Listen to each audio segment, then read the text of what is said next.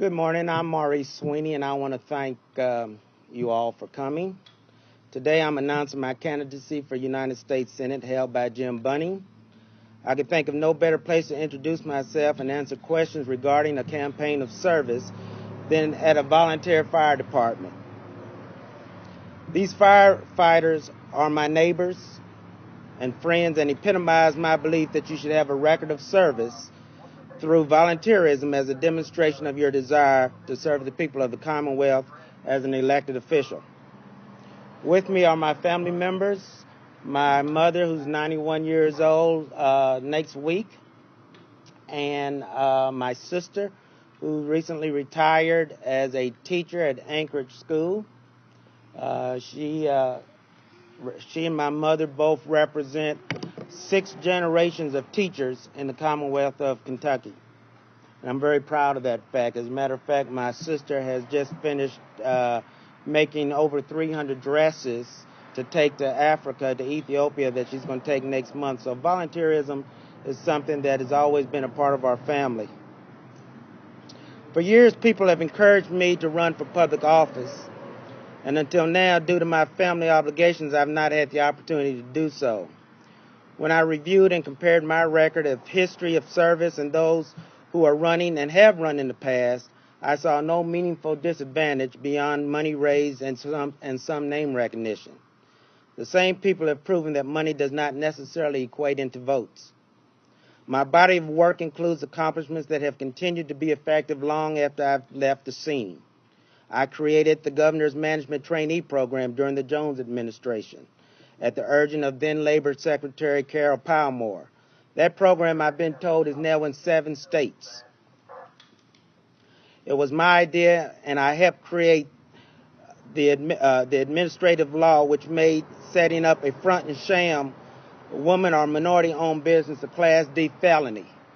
Kentucky was one of the few states, if not the first state, to have such a law.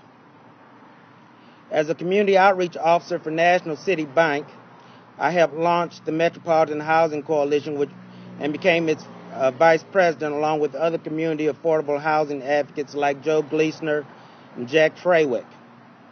I was one of the architects of Project Build, that Businesses United in Leadership Development, ran by the Lincoln Foundation, along with the late Henry Ormsby, Mary Griffith, and Sam Robinson, and successfully led school desegregation negotiations in 1984, affecting 92,000 students as president of the NAACP.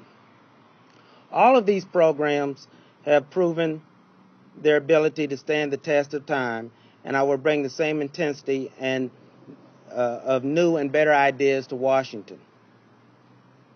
Our campaign will embrace the ideas of empowerment, by encouraging others to take on incumbents and not to be swayed by the amount of money their opponents have raised, but by the need of the people they wish to serve. You shouldn't have to have attended an Ivy League school or be a career politician or a baseball player in order to serve, but you ought to have a record of service. Term limits. Bill Natcher never ran for office, but let his performance be a deciding factor for his constituents that he used to decide his reelection. Bill Natcher was a congressman for 40 years in Kentucky and never ran for reelection, but was always reelected. Small business advocacy. With our workers in mind. As a small business owner, every day you make compromises of some type, but yet for too long, we've allowed partisan politics to have us believe that one side is against the other and that they don't need one another. And I hope to show that common ground and common sense solutions.